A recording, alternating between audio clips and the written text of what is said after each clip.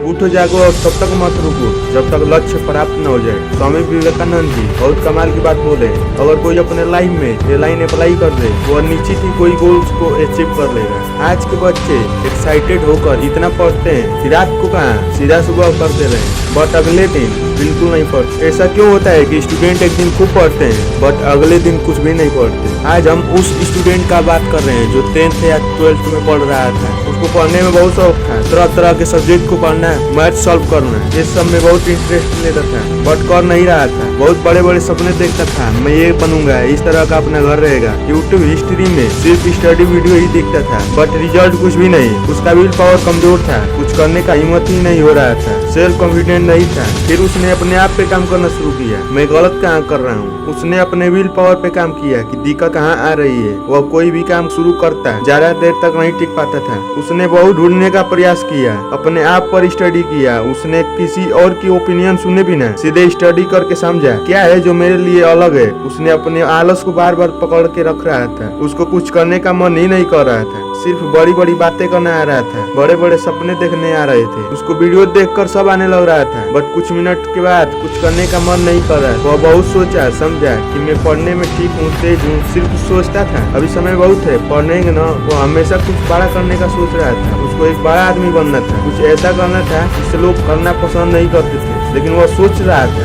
कर कहाँ रहा। वह पढ़ता, उसमें रिजल्ट नहीं मिलता, फिर उसे छोड़ देता। फिर दूसरा काम पकड़ता, उसमें रिजल्ट नहीं मिलता, उसे भी छोड़ देता। फिर तीसरा काम पकड़ता, रिजल्ट नहीं मिलता, उसे छोड़ देता। ऐसे ही बार बार काम पकड़ रहा था और छोड़ रहा था, रिजल्ट नहीं मिल रहा था, छोड़ रहा था। बट उसका फ्रेंड जो कुछ भी नहीं जानता था फिर भी उससे आगे था और बहुत सोचा कि मैं सब लाइन में जानता हूँ, ऐसा कुछ बचा ही नहीं है जिसे मैं नहीं जानता हूँ, फिर भी मैं पीछे हूँ और मेरा फ्रेंड सब आगे है। क्यों? क्योंकि आपके पास कितना भी टैलेंट हो, अगर आप उसमें हार्ड वर्क नहीं करते हैं फिर आप पीछे ही रहेंगे। मैं जो बोल रहा हूँ उसे अपने जीवन में हमेशा याद रखना। वो लाइन है, अगर किसी भी इंसान को एक काम पे टिकना आ गया ना, कोई भी काम हो उसे टिकना आ गया, भाई वो उससे इंटेलिजेंट और कोई नहीं है। टैलेंट कम है फिर भी कोई नहीं हरा सकता। बस आप किसी काम को कितना भी जानते हैं, अगर आप उस काम में टिके नहीं है तो आप हमेशा पीछे ही रहेंगे। अगर आपको टिकना आ गया, चाहे टैलेंट हो या न हो, फिर आपसे बेहतर कोई नहीं है। आप सोच रहे होंगे ये टिकना क्या है। मैं अपने हर वीडियोज में यही बोलता हूँ, भाई आपके अंदर कंसिस्टेंसी नहीं है तो आप कितना भी मास्टर क्यों ना हो, आप हमेशा पीछे ही रहेंगे। अगर आपकी लिखावट खराब है और आप सोच रहे हो मेरी लिखावट अब अच्छा हो जाएगा, सोचने से अच्छा हो जाएगा, उसे रोज रोज लिखने से अच्छा होगा। इसको ऐसे समझते हैं।